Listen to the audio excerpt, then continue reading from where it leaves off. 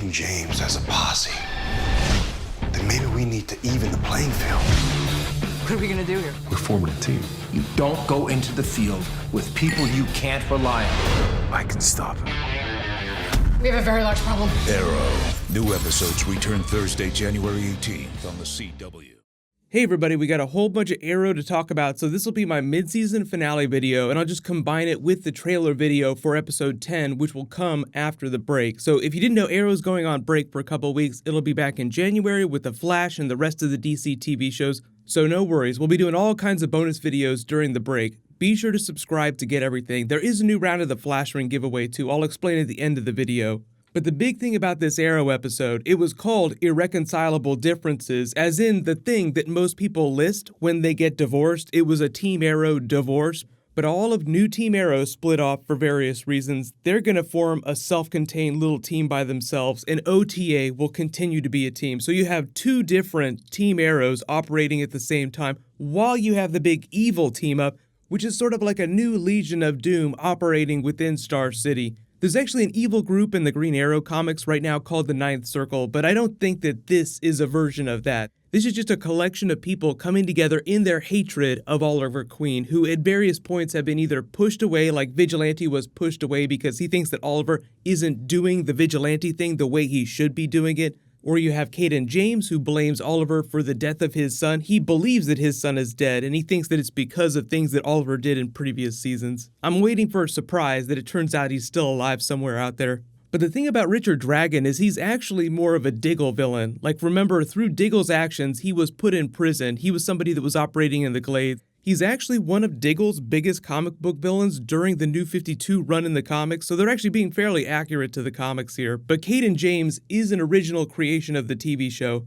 The big twist here, though, is that you have Vigilante and Black Siren, who seem like they might turn, like we've already seen Black Siren, who tried to let Quentin go. She's like, run! So it seems like she'll be the first person within this team to have second thoughts about raking them all over the coals.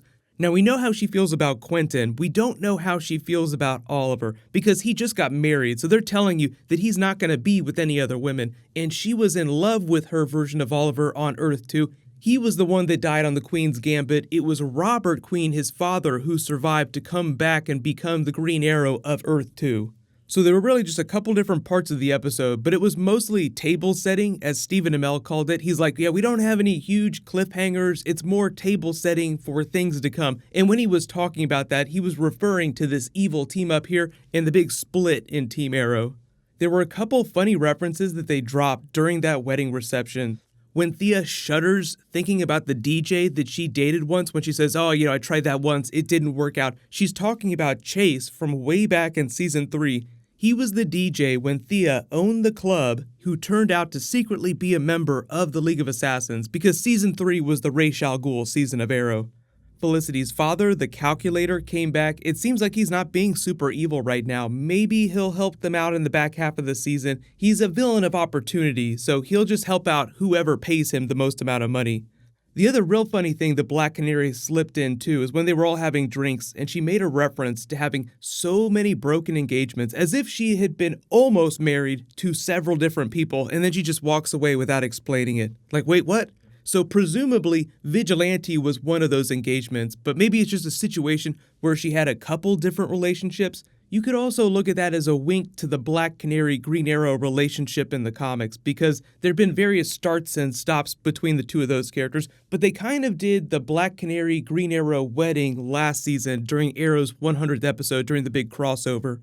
Even though the way they broke the team up was kind of messy, I was happy with the twist, because now we get to have more Oliver in the costume. We get to have original Team Arrow stuff happening. Like, if you remember when they were infiltrating Argus, Lila's going to be pissed when she finds out about that. But I feel like the show works best when you have the entire team doing that Mission Impossible thing. Like, you have Arrow literally hanging from the wires like the first Mission Impossible movie. You had the funny moment with Felicity in the garbage can. You have everybody bouncing off of each other. It just sounds like there's going to be more of that, because you have to have two different teams now. So everybody is going to have to be out in the field. It is a little funny that Oliver's still allowed to act as mayor on a day-to-day basis while he's under indictment from the FBI, but the funny thing about that is the FBI agent is the only person who's after his ass who isn't part of this evil team-up, and I think it's gonna stay that way. Like, it would be hilarious if she walked into frame while they were all standing here. So I think the idea is that she'll probably recognize the value of vigilantes by the end of the season and just take it easy. So even though she has him dead to rights right now, it just feels like they're building towards a moment where she lets him slide under the radar, because the city does need Green Arrow.